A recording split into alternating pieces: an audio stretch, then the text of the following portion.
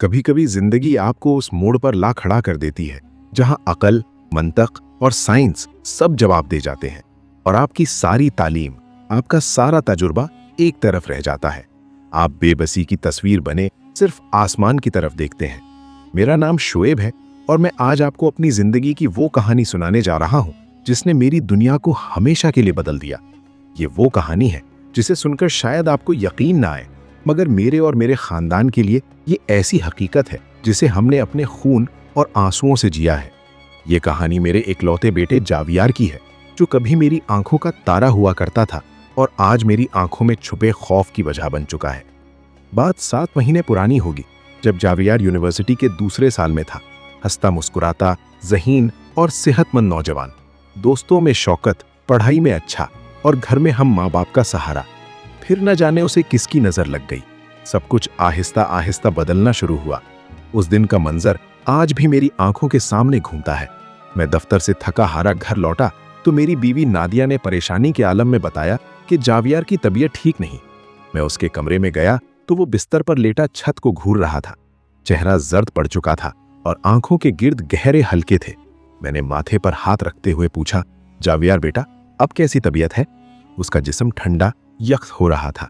उसने एक झटके से मेरा हाथ परे किया और तल्ख लहजे में बोला, मुझे कुछ नहीं हुआ। आप लोग क्यों मुझे तंग करते रहते हैं? मैं और नादिया एक दूसरे का मुंह देखने लगे। ये हमारा जावियार नहीं था। हमारा बेटा तो कभी ऊंची आवाज में बात भी नहीं करता था। इसके बाद हमारी जिंदगी पर अजाब नाजिल हो गया।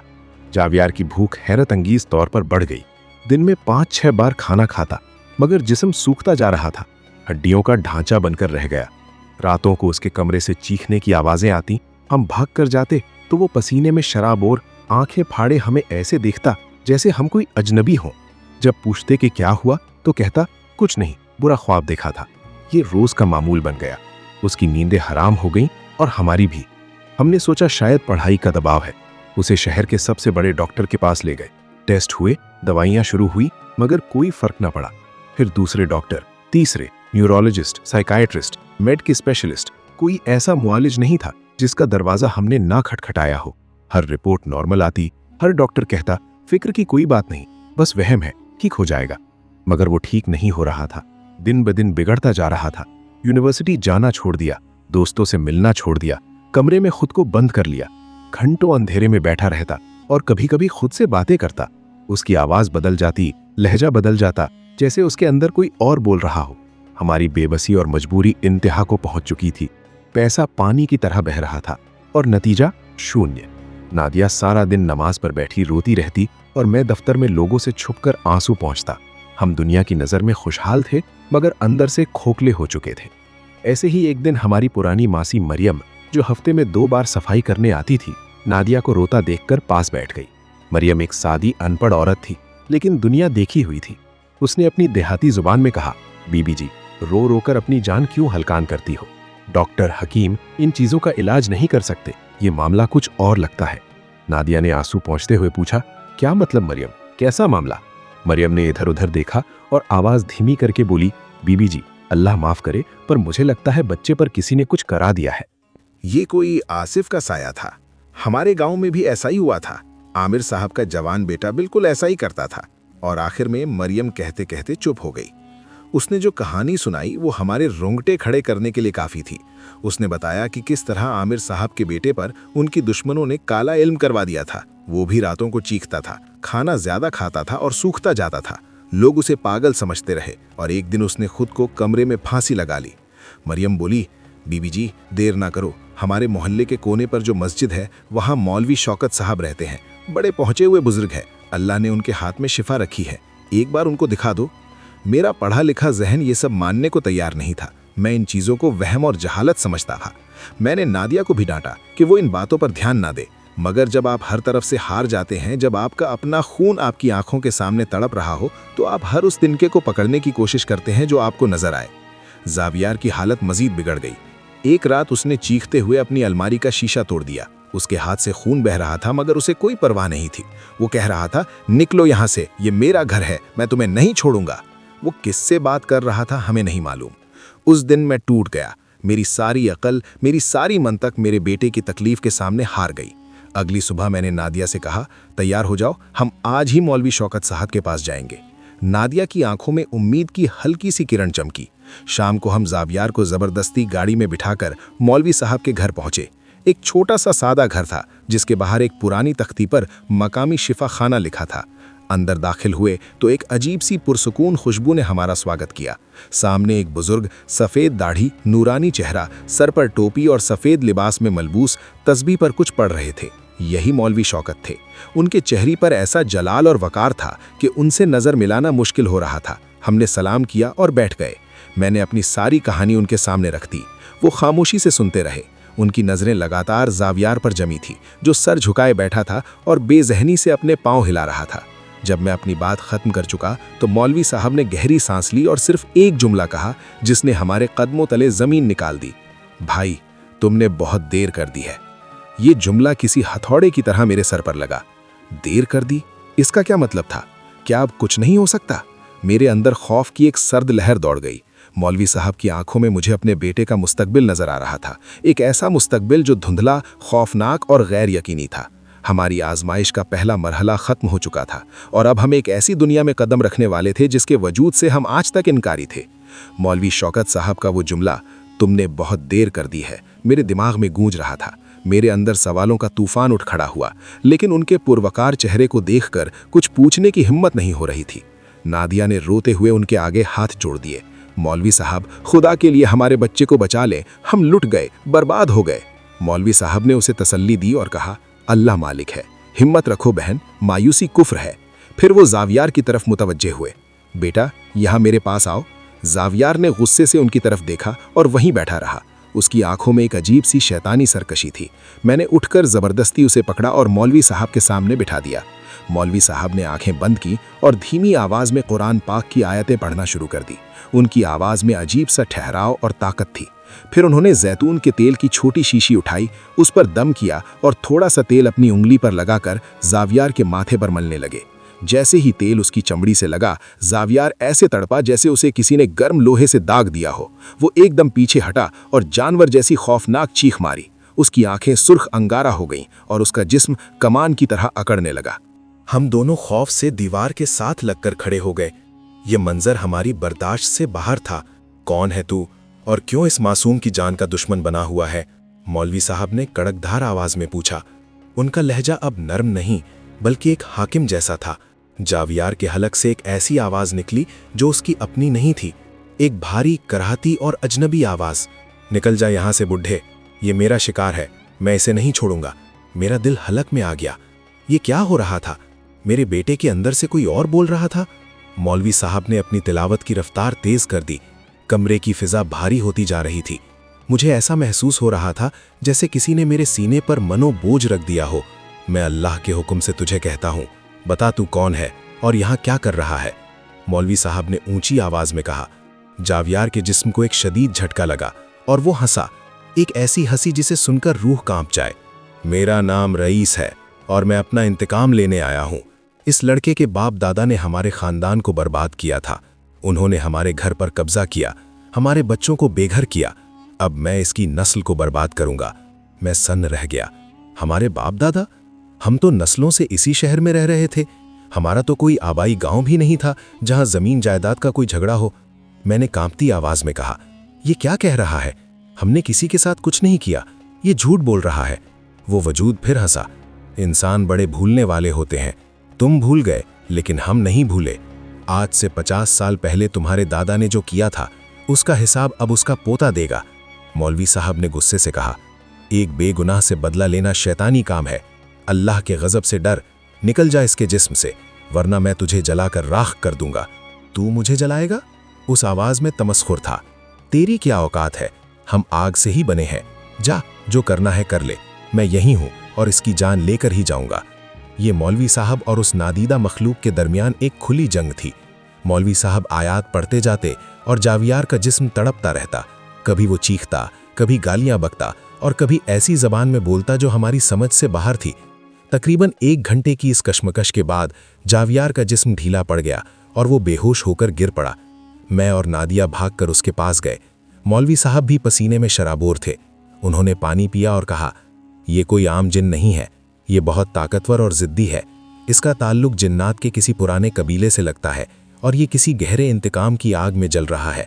उन्होंने हमें एक तावीज़ दिया और कहा, इसे इसके गले में डाल देना, इससे ये काबू में रहेगा और तुम्हें तंग नहीं करेगा। बाकी इलाज आगे सोचेंगे। हमारी जान में जान आई। हमने सोचा शायद अब सब ठीक हो जाएगा। हम जावियार को उठाकर घर ले आए। वो सारी रात सुकून से सोया रहा।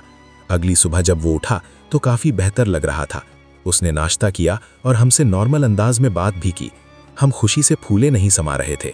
मैंने नादिया से कहा, देखा, मौलवी साहब ने एक ही दिन में कमाल कर दिया। दोपहर को जब जावियार सो रहा था, नादिया ने चुपके से वो तावीज़ उठाया और उसके गले में डालने लगी। जैसे ही तावीज़ की डोरी उसकी गर्दन से लगी, वो नींद में ही ऐसे चीखा जैसे किसी ने उसकी गर्दन काट दी हो। वो एक झटके से उठ बैठा। उसकी आंखें फिर से वही वहशियाना सुर्ख रंग इख्तियार कर चुकी थीं। उसने अपने गले में पड़े तावीज़ को देखा और गुस्से से चीखा, तुम लोगों की ये हिम्मत, तुम उस बुढ़े के कहने पर मेरे साथ ये करोगे? उसने दोनों हाथों से तावीज़ को पकड़ा और इतनी जोर से खींचा कि चांदी की मोटी जंजीर भी टूटकर दूर जा गिरी। फिर उसने तावीज़ को अपने पैरों तले रौंदा और उसे नोचकर टुकड़े टुकड़े कर दिया। हम दोनों खौफ और बेबसी से उसे देखते रहे।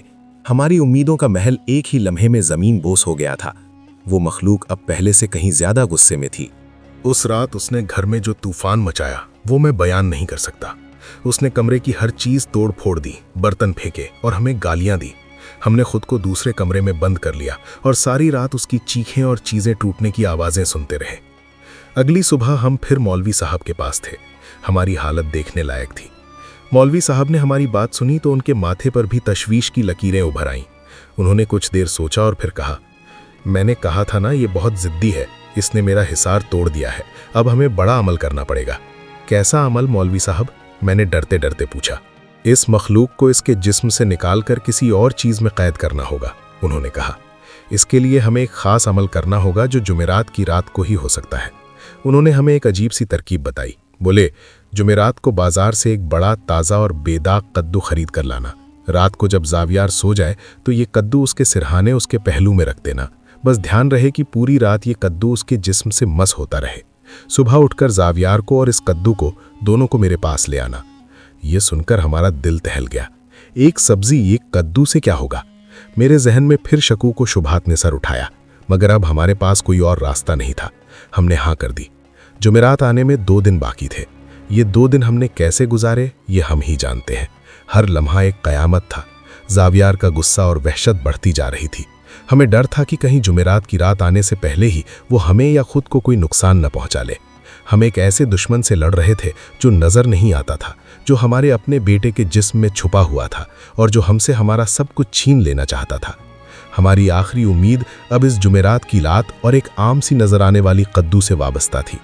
जुमेरात की वो रात शायद मेरी जिंदगी की सबसे लंबी और खौफनाक रात थी।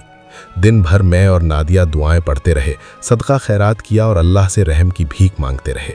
शाम को मैं बाजार से एक बड़ा हरा और बिल्कुल बेदाग कद्दू खरीद लाया। उसे देखकर मुझे हंसी भी आई और रोना भी। क्या हमारी तकदीर का फैसला अब ये सब्जी करेगी? रात के तकरीबन 1 बजे जब जावियार दवा के असर से गहरी नींद सो गया, हम दोनों दबे पांव उसके कमरे में दाखिल हुए। नादिया के हाथ कांप रहे थे। मैंने बिस्मिल्लाह पढ़कर वो कद्दू आहिस्ता से उठाया और जावियार के बराबर में उसके जिस्म से लगाकर रख दिया। अब हमारा इम्तिहान शुरू हो चुका था। हमें पूरी रात जागना था और इस बात को यकीनी बनाना था कि कद्दू अपनी जगह पर रहे। कमरे में हल्की सी रोशनी थी और हम दोनों एक कोने में कुर्सियां डालकर बैठ गए। वक्त जैसे थम सा गया था। हर सेकंड 1 घंटे जैसा लग रहा था। रात के सन्नाटे में सिर्फ घड़ी की टिक टिक और हमारी धड़कनों की आवाज़ थी। तकरीबन 2 घंटे गुजरे होंगे कि जावियार ने नींद में करवट बदली और उसका हाथ लगने से कद्दू बिस्तर से नीचे गिर गया। ठम की आवाज़ से हमारा दिल उछलकर हलक में आ गया। हम भाग कर गए। मैंने जल्दी से कद्दू उठाया और दोबारा उसकी जगह पर रख दिया। जावियार गहरी नींद में था, उसे कुछ पता नहीं चला। यह सिलसिला पूरी रात चलता रहा। वो हर थोड़ी देर बाद बेचैनी से हरकत करता और कद्दू को खुद से दूर धकेल देता, जैसे उसके अंदर मौजूद वो मखलूक जानती हो कि ये उसके लिए कोई जाल है। हम बार बार उठते, कद्दू को ठीक करते और अपनी जगह पर आकर बैठ जाते। खौफ, थकान और बेबसी ने हमें निढाल कर दिया था। नादिया की आंखों से आंसू बह रहे थे और वो बेआवाज़ दुआएं मांग रही थी। फजर की आज़ान की आवाज़ जब कानों में पड़ी तो जैसे हमारी जान में जान आ गई। रात कट चुकी थी। जावियार अब भी सो रहा था और कद्दू अपनी जगह पर था। उसका रंग कुछ अजीब सा हो गया था, जैसे उसकी ताजगी किसी ने चूस ली हो। हमने जावियार को जगाया। वो आज हैरत अंगेज तौर पर पुरसुकून था, लेकिन बहुत कमजोर लग रहा था। हम उसे और उस कद्दू को लेकर फौरन मौलवी साहब के घर की तरफ रवाना हो गए। मौलवी साहब हमारा ही इंतजार कर रहे थे। उन्होंने हमें एक छोटे अंधेरे कमरे में बैठाया। इस कमरे में हवा का गुजर तक नहीं था। उन्होंने बीच में एक अंगीठी रखी जिसमें कोयले दहक रहे थे। फिर उन्होंने लूबान और कुछ और खुशबूदार चीजें उन कोयलों पर डाल दी। कमरा एक अजीब मुकद्दस और पुरअसरार धुएं से भर गया। उन्होंने जावियार को अपने सामने बिठाया और वो कद्दू उसके और अपने दरमियान रख दिया। फिर उन्होंने अंगीठी में से एक लंबी मोटी छुरी का फल निकालकर कोयलों पर रख दिया।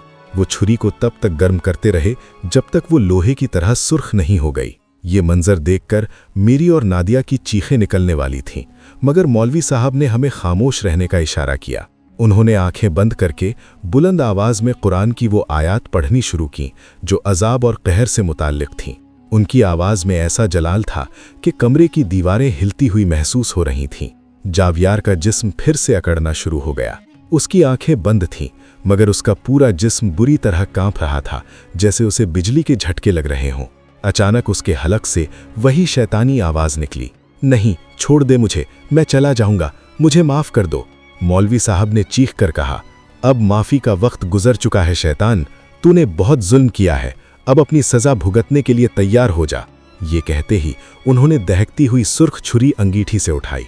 छुरी से निकलती हरारत हमें दूर बैठे भी महसूस हो रही थी। जावियार का जिस्म हवा में उछला और उसने एक दिलखराश चीख मारी। ये चीख किसी इंसान की नहीं हो सकती थी। ये सरासर तकलीफ, अजियत और खौफ की चीख थी। और फिर मौलवी साहब ने वो दहकती हुई छुरी पूरी ताकत से उस कद्दू में घोंप दी। जिस लम्हे छुरी कद्दू के अंदर गई, जावियार के हलक से एक आखिरी भयानक चीख निकली और उसका जिस्म एकदम ढीला पड़कर जमीन पर गिर गया। वो साकित हो गया। कमरे में एकदम मौत जैसा सन्नाटा छा गया। धुएं की बू, जले हुए कद्दू की सड़ांध और हमारी खौफजदा सांसों के सिवा वहां कुछ नहीं था। मैं डर गया कि जावियार मर गया है। मैं जावियार जावियार पुकारता हुआ उसकी तरफ लपका। मौलवी साहब ने मुझे रोका और कहा, सब्र करो, उसे कुछ नहीं हुआ, शैतान अपना ठिकाना छोड़ चुका है। मैंने जावियार को हिलाया। उसने आहिस्ता से आंखें खोली। उसकी आंखों में अब वो वहशत नहीं थी, बस थकी हुई निगाहें थीं। उसने कमजोर आवाज में पूछा, अब्बा, मैं कहाँ हूँ? मेरे आंसू निकल आए। मैंने उसे गले लगा लिया। मेरा बेटा वापस आ गया था। महीनों बाद मैंने उसकी अपनी आवाज सुनी थी। नादिया भी रोते हुए उससे लिपट गई। लेकिन जब हमारी नजर मौलवी शौकत साहब पर पड़ी तो हमारा दिल धक्क से रह गया। वो दीवार का सहारा लिए बैठे थे और बुरी तरह कांप रहे थे। उनका नूरानी चेहरा पसीने से भीगा हुआ और जर्द पड़ चुका था। वो बेहद कमजोर लग रहे थे। हम उन्हें सहारा देकर अंदर के कमरे में ले गए। उनकी बीवी, मौलानी बीवी, घबरा कर आ गई। उन्होंने बताया कि जब से ये अमल शुरू हुआ है, मौलवी साहब की तबीयत बिगड़ती जा रही है। जावियार दिन ब दिन सेहतयाब होने लगा। वो वापस अपनी पुरानी जिंदगी में लौट रहा था। लेकिन जैसे जैसे जावियार ठीक हो रहा था, मौलवी साहब की हालत बिगड़ती जा रही थी। उन्हें तेज बुखार रहने लगा। कुछ दिन बाद मौलानी बीवी रोती हुई हमारे घर आईं। उन्होंने बताया कि मौलवी साहब के जिस्म पर, खास तौर पर उनकी कमर और सीने पर गहरे नीले निशान पड़ गए हैं, जैसे किसी ने उन्हें बुरी तरह मारा हो या जलाया हो। कुछ जख्म तो ऐसे थे जैसे किसी नुकीली चीज से गोदा गया हो। मोहल्ले में बातें होने लगीं कि जिन्नात बदला ले रहे हैं। मौलवी साहब ने उस ताकतवर जिन्न को कैद तो कर दिया, मगर जाते जाते वो अपना वार कर गया। उसने अपनी सारी शैतानी कुव्वत मौलवी साहब पर मुंतकिल कर दी थी। ठीक एक हफ्ते बाद जुमे के दिन हमें खबर मिली कि मौलवी शौकत साहब इंतकाल कर गए हैं। ये सुनकर हम पर सन्नाटा तारी हो गया। एक शख्स जिसने हमारे बेटे की जान बचाने के लिए अपनी जान दांव पर लगा दी, वो चला गया। उस दिन मुझे एहसास हुआ कि जिन्नात भी इंसानों की तरह बदला लेते हैं और उनका इंतकाम कितना भयानक हो सकता है। आज इस वाक़ये को कई साल गुजर चुके हैं। जावियार अब एक कामयाब इंजीनियर है, उसकी शादी हो चुकी है और उसका एक प्यारा सा बेटा भी है। वो बिल्कुल नॉर्मल जिंदगी गुजार रहा है। लेकिन मैं आज तक मौलवी शौकत साहब की कुर्बानी नहीं भूल पाया। कुछ दिन पहले मेरा एक दोस्त मुझसे कहने लगा, यार शुएब, अगर वो मौलवी साहब इतने ही ताकतवर थे तो मुल्क के दुश्मनों को क्यों नहीं मार देते थे? ये सब वहम होता है। तुम्हारा बेटा नफ्सियाती बीमार था जो वक्त के साथ ठीक हो गया।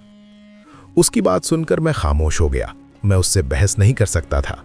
दुनिया के लिए ये वहम हो सकता है, एक कहानी हो सकती है, मगर मैं जानता हूं कि मैंने अपनी आंखों से क्या देखा था। मैंने अपने बेटे के जिस्म में एक शैतान को पलते देखा। मैंने एक बुजुर्ग को अपनी जान की कुर्बानी देते देखा। लेकिन फिर भी कभी कभी रात के अंधेरे में मेरे जहन में ये सवाल जरूर उठता है, क्या ये सब वाकई हकीकत थी, या ये सब हमारे खौफ, हमारी बेबसी और हमारे टूटे हुए दिल का पैदा करदा एक भयानक वहम था?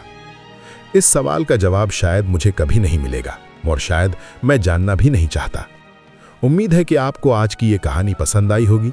वीडियो को लाइक करें, कमेंट में अपनी राय जरूर दें और हमारे चैनल दास्तान-ए-क़ल्ब को सब्सक्राइब करें। शुक्रिया।